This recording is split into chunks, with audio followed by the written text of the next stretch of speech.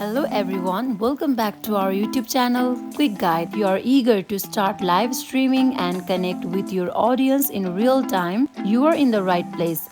Today we are going to guide you on how to get live access on TikTok. Let's jump into it. First, ensure you have the latest version of the TikTok app installed on your mobile device. Once that's done, open the app. Before you can go live on TikTok, make sure you meet the minimum requirements. Typically, you need to be at least 16 years old, have at least 1000 followers, and have no live access restriction on your account. Now navigate to your profile by tapping on the me icon at the bottom right corner of the screen. This will take you to your TikTok profile.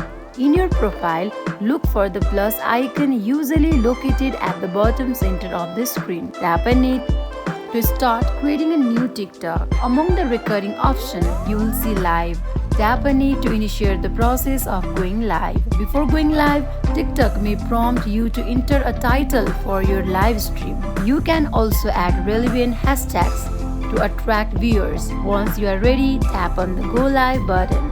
Once live, you can see comments from your viewers in real time. Engage with your audience, answer questions, and have a great time connecting with your TikTok community. And there you have it, a quick guide on how to get live access on TikTok.